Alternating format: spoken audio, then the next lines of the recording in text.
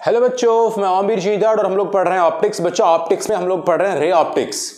और ray optics में मैंने आपको अब तक क्या क्या पढ़ा दिया था। तो मैंने आपको पढ़ाया था मेनली मिरर फॉर्मूला और मैग्निफिकेशन। मिरर फॉर्मूले का डेरिवेशन बताया था, मैग्निफिकेशन बताया था और इमेजेस के बारे में आपको इंफॉर्मेशन दी थी कि कब रियल होती है, कब वर्चुअल होती है। रियल अगर इमेज है तो मैग्निफिकेशन पॉजिटिव होता है कि नेगेटिव होता है। ये सारी की सारी बातें मैं तुम्हें सिखा चुका हूं। अगर आप ये लेक्चर देखना चाहते हैं तो जो भी image formation, magnification, mirror formula derivation लिखिएगा आप और उसके बाद मेरा नाम लिखिए आमिर, तो आपको वो लेक्चर यूट्यूब पर मिल जाएंगे। बच्चों ध्यान से सुनना मेरी बात। मैं आपको जो पढ़ाता हूं वो तरीका होता है बिल्कुल सब कुछ सिंपलेस्ट वे में, बिल्कुल साधारण तरीके से बताने का।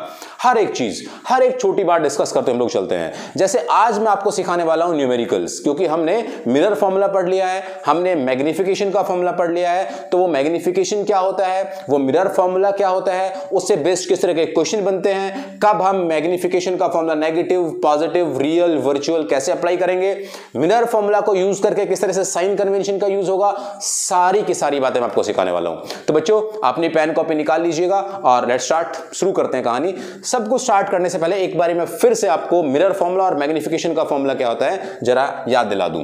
तो मिरर फॉर्मूला होता है basically, mirror formula is the relation of object distance, image distance is equal to focal length. इनके बीच का जो रिलेशन होता है that is 1/u + 1/v that is equal to 1/f।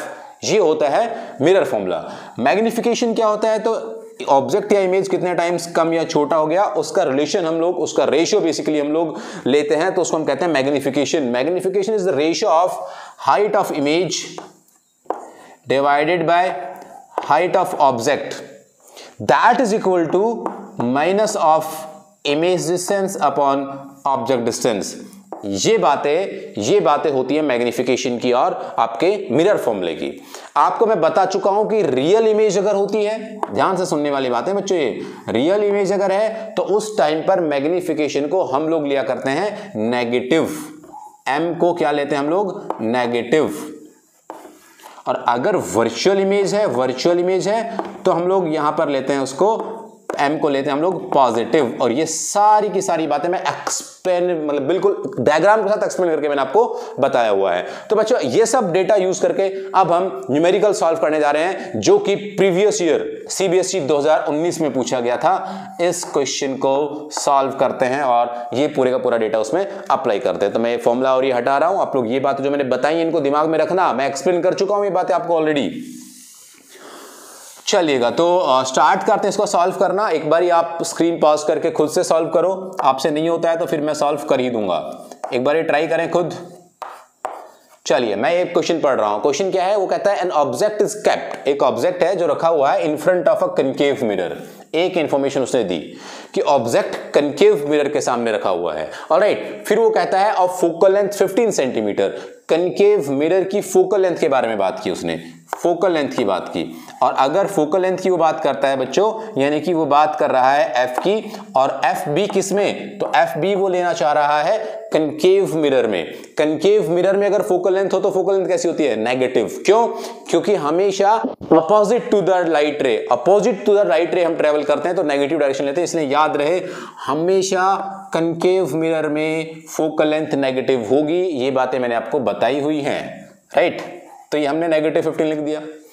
फिर कहता है the image formed is 3 times the size of object, यानी कि जो ऑब्जेक्ट से 3 गुना बड़ी इमेज बनी है। फिर से image formed is 3 times the size of object. फिर कहता है calculate 2 possible distances of the object u। 2 possible आपको u निकालने हैं जहां पर ये 3 गुना बड़ी इमेज बनेगी। तो वो 2 u कौन कौन से हैं, वो 2 ऑब्जेक्ट डिस्टेंस कौन कौन से हैं, और ये उन्होंने फोकल लेंथ दी हुई है। तो सबसे पहला केस हम लोग स्टार्ट करते हैं। पहला केस ये स्टार्ट करते हैं कि अगर मान लीजिएगा, क्योंकि 2 केस इसलिए हो सकते हैं क्योंकि एक इमेज हो सकता है वर्चुअल बनी हो, एक इमेज हो सकता है रियल बनी हो। तो रियल बनी होगी तो भी 3 गुना बड़ी बन सकती है, और वर्चुअल बनी होगी तो भी 3 गुना बड़ी बन सकती है। लेकिन उन दोनों केसेस में जो ऑब्जेक्ट डिस्टेंस है वो ऑब्जेक्ट डिस्टेंस अलग अलग होते हैं। इसलिए फॉर रियल मैं यहां पे u निकाल रहा हूं फॉर रियल इमेज। अगर मान लीजिए इमेज जो है वो रियल बनी हुई तो क्या, फोकस करें मेरी बात पे, ध्यान से सुने। रियल इमेज की बात करेंगे तो वहां पर मैग्निफिकेशन को क्या लिया जाता है बच्चों, तो वहां पर मैग्निफिकेशन को नेगेटिव लिया जाता है। ये अभी अभी जस्ट थोड़ी देर पहले मैंने आपको बताया, राइट। अगर मैग्निफिकेशन नेगेटिव है तो वो क्या कहता है, तो वो ये कहता है कि भाई साहब मैग्निफिकेशन का फॉर्मूला होता है m is equal to h2 by h1 that is equal to minus v by u। मतलब m negative is equal to negative v by u। और m कितना है, कितने टाइम्स मैग्नीफाई हुआ, तो 3 टाइम्स, यानी कि m है आपका 3। भाई साहब माइनस से माइनस क्या हुआ, हट गया। मैं माइनस क्यों लिया m को, क्योंकि रियल इमेज है इसलिए मैंने इसको माइनस लिया है, ये माइनस हट गया यहां से। अगर मैं u को इधर ले आऊं तो क्या हो गया, ये u यहां पर आ गया और v is equal to what, that v is equal to 3u। v की वैल्यू u की टर्म्स में कितनी आ गई, 3u। और उसने कहा भी ऐसा ही, इमेज फॉर्म्ड इज 3 टाइम्स। लेकिन ये प्लस माइनस का चक्कर यहां पे हमें ध्यान रखना था कि m हम नेगेटिव लेते हैं in case of real image. Simple है। अब आप मिरर फॉर्म में वैल्यू पुट कर दो, 1 by u plus 1 by v is equal to 1 by f में अगर हम वैल्यू पुट करते हैं तो यहां से क्या रिजल्ट मिले, देखो बच्चों, तो रिजल्ट मिलता है 1 बाय u, तो u ही है, प्लस 1 बाय v किसके बराबर है, 3u के बराबर, 3u that is equal to 1 by f कितना है, 15। साइन कन्वेंशन के साथ रखना है तो क्या, that is minus 1 by 15, it's minus 1 by 15। इस पूरे को सॉल्व करते हैं, अगर हम इस पूरे डेटा को सॉल्व करते हैं तो इसको एलसीएम लेंगे, इसका सॉल्व करेंगे तो आएगा 4 बाय 3u, है ना भाई। ये तो आता है ना, तो मैं एलसीएम लेके सॉल्व करना सिंपल है यार। ये 4 है, ये यू नहीं, ये 4 है, 4, राइट। ऐसा लिख देता हूं मैं, 4 by 3u that is equal to minus 1 by 15। हम कैलकुलेट क्या करना चाहते हैं, हम लोग कैलकुलेट करना चाहते हैं u, तो यहां से u कैलकुलेट करते हैं। देखो बच्चों, आपको आई थिंक ये पूरे का पूरा नीचे का पार्ट दिखाई दे रहा होगा, राइट, हाँ आपको दिखाई दे रहा है। तो चलिए अब मैं यहां से आपको कैलकुलेट करके बताता हूं u कैसे कैलकुलेट होगा। तो इनका अगर हम क्रॉस मल्टीप्लिकेशन कर दे तो ये माइनस तो यहां पे रहेगा ही, लेकिन क्या हो जाएगा, that u is equal to what, ये 15 into 4 by 3 with negative sign, 15 चौको 60 और 20 कैसा, नेगेटिव में। तो पहली जो image distance, sorry object distance जो आपकी आई, u जो आपका आया, दैट इज माइनस 20 सेंटीमीटर। यानी कि अगर आप 3 टाइम्स मैग्नीफाइड इमेज चाहते हैं तो आपको ऑब्जेक्ट को 20 सेंटीमीटर दूर रखना पड़ेगा मिरर से, तो रियल इमेज बनेगी और वो 3 टाइम्स मैग्नीफाइड होगी। क्लियर है बच्चों, समझ आया आपको ये वाली बात। चलिए तो पहला रिजल्ट यहां पे मैं लिख रहा हूं, फर्स्ट केस इज 20 सेंटीमीटर। अब अगले की तरफ बढ़ते हैं। अगला केस क्या होगा भाई, अगर मान लीजिए सेम यही सिचुएशन है, बस इमेज जो थी वो रियल की जगह पर वर्चुअल हो जाए। अगर इमेज वर्चुअल बन जाए तो क्या, इमेज वर्चुअल तो बस मैग्निफिकेशन का फॉर्मूला चेंज है। Number second case, for virtual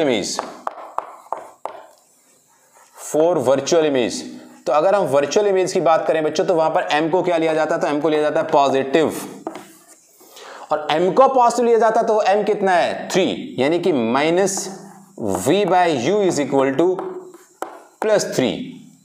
क्योंकि प्लस 3 क्यों, क्योंकि इमेज वर्चुअल। और क्यों प्लस 3 वर्चुअल में, यार मैंने आपको सिखाया है, प्लीज आपको पिछला लेक्चर देख के आना चाहिए उसके लिए। तो यहां से एक रिजल्ट बन गया v is equal to minus 3u।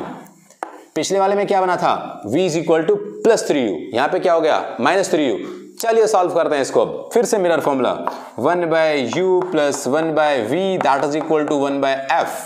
Putting the values, 1 by u तो 1 बाय u रहेगा, प्लस 1 बाय v क्या हो जाएगा, तो प्लस हट जाएगा क्योंकि यहाँ पे माइनस है तो माइनस आ गया, upon 3u that is equal to 1 by 15, और माइनस में, किसमें, माइनस में। इसको सॉल्व करेंगे तो सॉल्व करके आएगा 2 बाय 3u, है ना बच्चों, ट्राई करना, बिल्कुल सही सॉल्व कर रहा हूं मैं, राइट। तो यहां से इसको सॉल्व करते हैं तो कैसे आया ये, यहां से इसका क्रॉस मल्टीप्लिकेशन में तो अपने पास u आता है, u is equal to 15 into 2, right, minus sign upon 3, 15 दूनी 30 बटे 3 कितना, 10, यानी कि 10 भी कैसा, माइनस में, दैट इज इन सेंटीमीटर। तो u is equal to minus 10। Second object distance जो आपको मिलती है, सेकेंड जो आपको ऑब्जेक्ट रखना है वो माइनस 10, मिरर से माइनस 10 दूर रखना है। अगर आप माइनस 10 दूर रखते हैं मीन्स 10, माइनस तो अपने आप आ गया ऑब्जेक्ट है तो 10 सेंटीमीटर दूर ऑब्जेक्ट से, मिरर से आप ऑब्जेक्ट रखते हैं तो वहां पर भी आपको इमेज 3 टाइम्स 3 गुना बड़ी मिलती है। तो हमारे पास ये 2 डिस्टेंसेस हो गए हैं जिनमें हमें 3 टाइम्स मैग्नीफाइड इमेज मिलेगी। पहला 20 सेंटीमीटर पे, दूसरा 10 सेंटीमीटर पे। पहला रियल इमेज, दूसरा वर्चुअल इमेज। आपको पूरा डेटा समझ आया होगा, राइट? मैंने एक एक छोटी छोटी बात को एक्सप्लेन करके लिखा है। जल्दी से आप ये सब अपने नोटबुक में लिख लीजिएगा, इसका स्क्रीनशॉट लीजिएगा, जो भी है जल्दी करिएगा। फिर मैं इसके बाद एक और न्यूमेरिकल आपसे सॉल्व कराता हूं। यस बच्चों, एक और क्वेश्चन सॉल्व करते हैं। स्क्रीन पे आपके क्वेश्चन है, ये क्वेश्चन भी बहुत अच्छा है और इस क्वेश्चन से रिलेटेड कॉन्सेप्ट भी मैंने आपको पढ़ाए हैं। बेसिकली मैंने हर एक कॉन्सेप्ट आपको सिखाया है, हर एक बात बताई है। मैं कुछ भी नहीं छोड़ने वाला हूं, सारी बातें आपको सिखाऊंगा, लेकिन आप प्लीज समझते रहिएगा, जो मैं बात बोलता हूं उसको फॉलो करते रहिएगा। इस क्वेश्चन के बारे स्क्रीन पॉज करके आप खुद से ट्राई करें, मैंने पढ़ाया हुआ है सब कुछ। इसका नहीं होगा तो मैं सॉल्व कराऊंगा, 100% मैं आपको सॉल्व कराने वाला हूं, ट्राई करिए। चलिए मैं क्वेश्चन पढ़ देता हूं। When the distance of an object from a concave mirror, एक जानकारी दे दी उसने कि कौन सा mirror, concave mirror, is decreased, distance है वो डिक्रीज हो रही है फ्रॉम 15 सेंटीमीटर, पहले 15 थी and then becomes what 9 centimetre, 15 to 9 centimetre, the image gets magnified, और ऐसा करने पर इमेज मैग्नीफाइड हो जाता है 3 गुना, यानी कि मैग्निफिकेशन 3 गुना हो जाती है। Then that in first case, जितना फर्स्ट केस में मैग्निफिकेशन था, सेकंड केस में उस फर्स्ट मैग्निफिकेशन का 3 गुना हो जाता है मैग्निफिकेशन। तो वो कहता है calculate the focal length. Focal length calculate कीजिएगा। प्लीज आप जल्दी से स्क्रीन पॉज करके इस क्वेश्चन को सॉल्व करने की कोशिश करें। आपसे होता है बहुत अच्छी बात है, नहीं होगा तो मैं आपको सॉल्व करा दूंगा, पूरे का पूरा मैं सॉल्व कराने वाला हूं। चलिए मैं सॉल्व कराता हूं। बच्चों मैग्निफिकेशन का फॉर्मूला हमें चाहिए, बट फोकल लेंथ और ऑब्जेक्ट डिस्टेंस की टर्म्स में चाहिए। केवल उसमें फोकल लेंथ इन्वॉल्व होना चाहिए या और ऑब्जेक्ट डिस्टेंस इन्वॉल्व होनी चाहिए, वो हमें मैग्निफिकेशन का फॉर्मूला चाहिए। क्या कोई ऐसा मैग्निफिकेशन का फॉर्मूला है? हाँ है, m is equal to f by f minus u. अगर आपको याद हो तो मैंने ये रिलेशन पढ़ाए थे, magnification in terms of focal length on object distance. ये भी पढ़ा हुआ है, magnification in terms of focal length and image distance. ये सारी बातें मैंने आपको बताई हुई है, राइट? तो आज हमें ये काम आ गया फॉर्मूला। फर्स्ट केस क्या कहता है, सॉल्व कर रहा हूं बच्चों में, इसको ध्यान दें। फर्स्ट केस इसमें कहता है, in first case u is equal to -15 centimetre given है। माइनस क्यों? ऑब्जेक्ट डिस्टेंस है, कनकेव का केस है। पुट करते हैं m is equal to f by f minus minus, तो इसका मतलब plus 15। That is equation number first या case number first. In second case, क्योंकि उसने दूसरा केस भी लिया है, क्यों? क्योंकि भाई वो इमेज डिस्टेंस है, जो ऑब्जेक्ट डिस्टेंस है वो डिक्रीज हुआ है, 15 से 9 हो गया है वो। तो ऑब्जेक्ट डिस्टेंस यहां पर कितना, तो यहां पर u is equal to -9 centimetre. Alright, then the magnification result is what, then magnification is m dash, change होगी magnification. That is equal to f by f minus u, और माइनस माइनस प्लस, क्योंकि फॉर्मूले में भी minus है और ये भी माइनस है, तो minus minus plus 9। That is second equation. और उसने एक बात बहुत अच्छी यहां पर बोली कि फर्स्ट केस की कंपैरिजन में मैग्निफिकेशन 3 गुना हो जाता है, यानी कि जो नया मैग्निफिकेशन है, that new magnification is equal to 3 times of older one, पुराने वाले का 3 गुना। m की वैल्यू हमारे पास है, हाँ। m डैश की वैल्यू हमारे पास है, हाँ। पुट कर देते हैं भाई, m की m डैश की वैल्यू कितनी है, तो f upon f plus 9, that is equal to 3 into f upon f plus 15। यार अब यहां से इस एक इक्वेशन में एक ही वेरिएबल है, वो है फोकल लेंथ, ये आपको निकालना है। बहुत सिंपल हो गया है, इसमें कोई मुश्किल नहीं बची चीज कि अब आपसे सॉल्व ना हो। आप इसे आप इजीली सॉल्व कर सकते हैं, बस ये रिजल्ट आपके दिमाग में होना चाहिए था। क्रॉस मल्टीप्लिकेशन कर दिया तो कैसे हुआ, ये f तो मर गए, तो ये 3 इधर आ गया, तो कितना बचा, f प्लस 15, ये बचा, ये 3 से मल्टीप्लाई हो गया तो कितना, 3f प्लस 9 या 27, 27। ये f उधर गया, ये इधर आया, तो 27 इधर आया, तो -27 जमा 15 बराबर 3f माइनस f, राइट। अब यहां से इससे रिजल्ट हमें क्या मिला, तो यहां से रिजल्ट मिलता है हमें, ये तो कितना बचा 2f, ये कितना बचा -12, तो f is equal to -6 centimetre. Minus क्यों आया? क्योंकि कनकेव मिरर था। मुश्किल था का क्वेश्चन? बिल्कुल नहीं था। फोकल लेंथ -6 आता है। तो इस पूरे क्वेश्चन में आपको यह रिजल्ट याद रखना था कि किस तरह से हम लोग ऑब्जेक्ट डिस्टेंस, फोकल लेंथ और मैग्नीफिकेशन के रिलेशन हुआ करते हैं, और हमने वो सीखे भी थे। ऐसे इमेज के रिलेटेड भी आपको क्वेश्चन बन सकता है। प्लीज केयरफुल रहिएगा, ध्यान से अपना दिमाग खोल के सारी की सारी बातें बहुत अच्छे से प्रैक्टिस करते रहिए, सुनते रहिए, लिखते रहिए, ताकि आपको कोई भी प्रॉब्लम ना हो न्यूमेरिकल सॉल्व करने में। प्लीज आप इसका स्क्रीनशॉट लें या आप इसे जल्दी से लिख लें। इसके बाद फिर मैं आपको एक और न्यूमेरिकल कराता हूं। प्लीज लिख लीजिएगा इसे जल्दी से।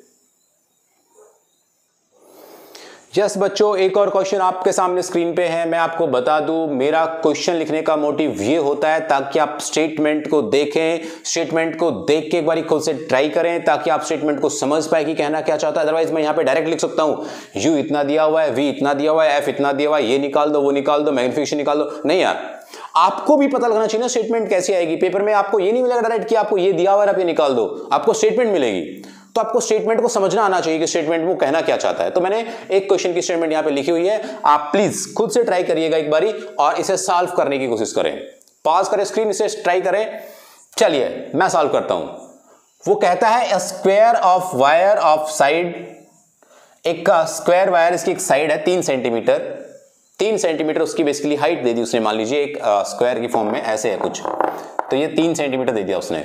फिर कहता है is place 20 centimetre away from a concave mirror, concave mirror से 25 सेंटीमीटर दूर रखा हुआ है वो, और जिस कनकेव मिरर के सामने रखा हुआ है उसकी फोकल लेंथ दी हुई है 10 सेंटीमीटर, फोकल लेंथ 10 सेंटीमीटर दी हुई है। What is the area enclosed by the image of the wire, यानी कि जो वायर की इमेज बनेगी उस इमेज से कितना एरिया एनक्लोज्ड होगा, वो एरिया एनक्लोज्ड हमें कैलकुलेट करना है, और ये आपको डेटा गिवन है।